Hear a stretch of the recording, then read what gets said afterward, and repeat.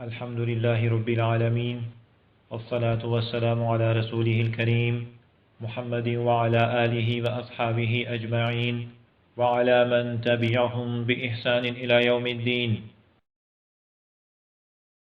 اما بعد حضرات محترم، یہ ضروریات دین کورس کا سبق نمبر 65 ہے۔ اس کا موضوع ہے شہادت کی موت بہترین موت۔ یہ سبق 4 نکات پر مشتمل ہے۔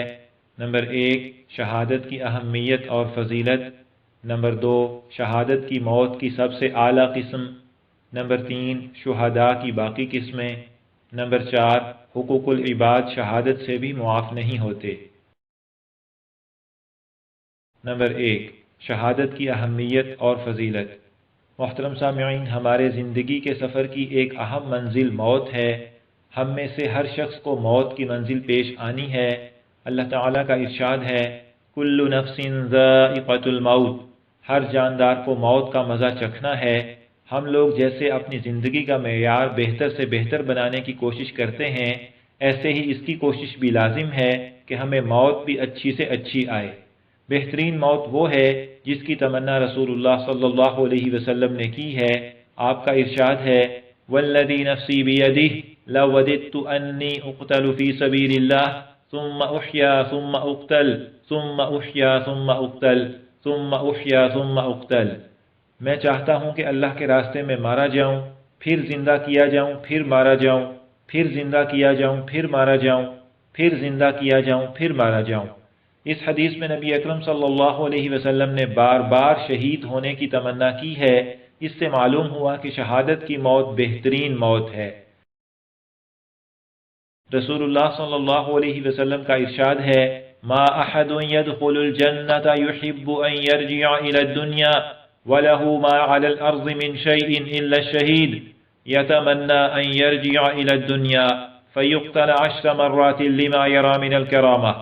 جنت میں داخل ہونے کے بعد کوئی شخص ساری دنیا لے کر بھی دنیا کی طرف لوٹنا نہیں چاہے گا سوائے شہید کے۔ وہ یہ چاہے گا کہ دنیا کی طرف جائے اور 10 دفعہ مارا جائے، شہادت کے اعزاز کی وجہ سے۔ اس حدیث سے بھی معلوم ہوا کہ شہادت کی موت سب سے اچھی موت ہے۔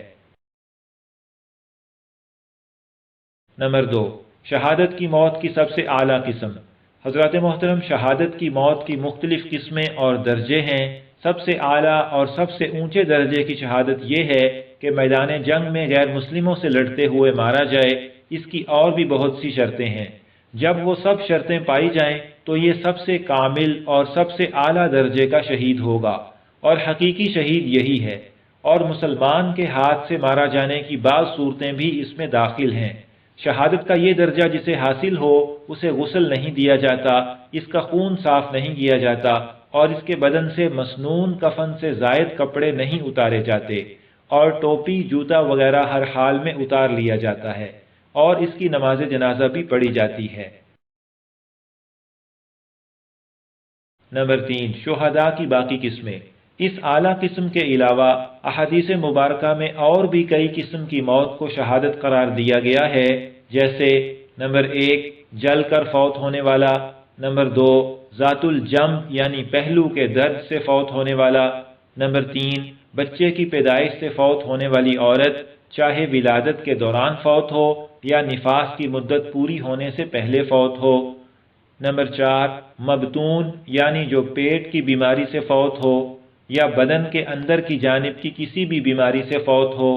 نمبر 5، جو پانی میں غرق ہو کر فوت ہو۔ نمبر 6، جس پر کوئی عمارت گر پڑے۔ نمبر 7، جو اللہ کے راستے میں کسی وجہ سے بھی فوت ہو۔ نمبر 8 تا 11، جو اپنے مال یا جان یا گھر والوں یا دین کی حفاظت کرتے ہوئے مارا جائے۔ نمبر 12، جو ناحق مارا جائے۔ نمبر 13 14، جسے گھوڑے یا اونٹ نے گرا دیا ہو اور گردن ٹوٹنے سے فوت ہو جائے۔ نمبر 15، جو زہریلے جانور کے کاٹنے سے فوت ہو۔ نمبر 16، جو اپنے بستر پر کسی وجہ سے فوت ہو۔ نمبر 17، جو پردیس میں فوت ہو۔ نمبر 18، جو اللہ کے راستے میں پہرا دیتے ہوئے فوت ہو۔ نمبر 19، جسے درندہ چیر پھاڑ کر دے۔ نمبر 20، جو سمندری سفر میں سر چکرانے اور الٹی آنے سے فوت ہو۔ نمبر 21، جو سچے دل سے شہادت کی تمنا کرے اگرچہ بستر پر فوت ہو۔ نمبر 22، جو پہاڑ سے گرے اور اسے درندے کھا جائیں، اور بعض روایات میں ان کے علاوہ اور کا ذکر بھی آیا ہے۔ ان سب قسم کے شہداء کو عام مردوں کی طرح غسل دے کر کفن پہنایا جائے گا، البتہ آخرت میں شہادت کا ثواب ان سب کو ملے گا۔ نمبر 4، حقوق العباد شہادت سے بھی معاف نہیں ہوتے۔ محترم سامعین، نبی اکرم صلی اللہ علیہ وسلم کا ارشاد ہے، یغفر للشہید کل ذنب الا الدین، کہ شہید کے سب گناہ معاف کر دیے جاتے ہیں سوائے قرض وغیرہ کے۔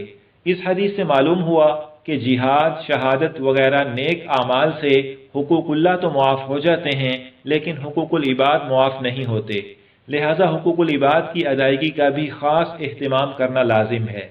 یہاں پر ضروریات دین کورس کا سبق نمبر 65 مکمل ہوا۔